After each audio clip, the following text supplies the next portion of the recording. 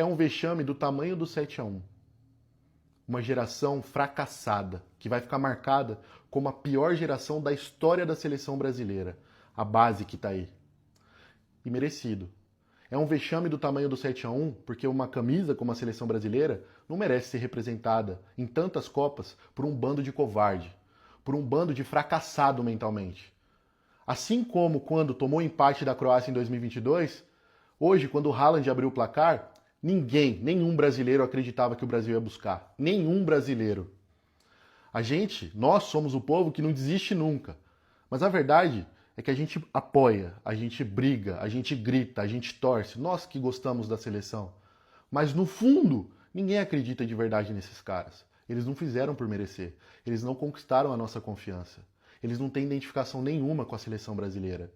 Eles estão lá porque foram os jogadores nessa geração mais talentosos que conseguiram se destacar por seus clubes. Mas com a seleção brasileira, ninguém que está ali tem identificação. Do Neymar ao Alisson, que terminou hoje. Não estou botando a culpa individual em ninguém, porque a culpa é de todo mundo. Mas são fracassados mentalmente. Ninguém acredita nesses caras. A gente torce porque a gente é teimoso. Mas é um fracasso e um vexame do tamanho do 7-1. Do tamanho dessa seleção. Bom, o Brasil está eliminado da Copa do Mundo. Depois de vencer o Japão em um jogo extremamente difícil, a seleção acabou sendo derrotada por 2-1 pela Noruega. E, sinceramente, essa eliminação deixa muitas reflexões. Na minha opinião, o problema não foi apenas o resultado, mas sim a forma como o Brasil escolheu jogar durante todo esse ciclo com o Carlo Ancelotti. Desde que assumiu a seleção, o Ancelotti deixou claro que queria montar um time mais sólido defensivamente, priorizando a organização e os contra-ataques. A ideia era simples, sofrer poucos gols e aproveitar a qualidade individual dos jogadores para decidir os jogos.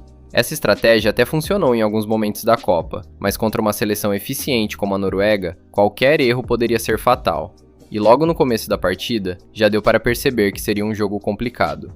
A Noruega entrou sem medo, conseguiu criar boas oportunidades e até marcou um gol que acabou sendo anulado por impedimento. Mesmo assim, o Brasil também encontrou espaços para atacar, principalmente em transições rápidas, exatamente da forma que o Ancelotti queria. A melhor oportunidade brasileira surgiu quando a equipe conseguiu encaixar um contra-ataque que terminou em pênalti. O Bruno Guimarães foi o responsável pela cobrança, mas acabou parando em uma defesa espetacular do goleiro Nyland. Muita gente pode acabar apontando esse lance como um momento decisivo da partida, mas eu acho injusto colocar toda a responsabilidade nas costas dele. O Bruno fez uma grande Copa, foi um dos jogadores mais consistentes da seleção, e pênalti faz parte do futebol. Mesmo depois disso, o Brasil continuou criando oportunidades. O Vinícius Júnior foi quem mais tentou decidir individualmente, o Martinelli participou bastante das jogadas ofensivas, e o Matheus Cunha também conseguiu levar perigo.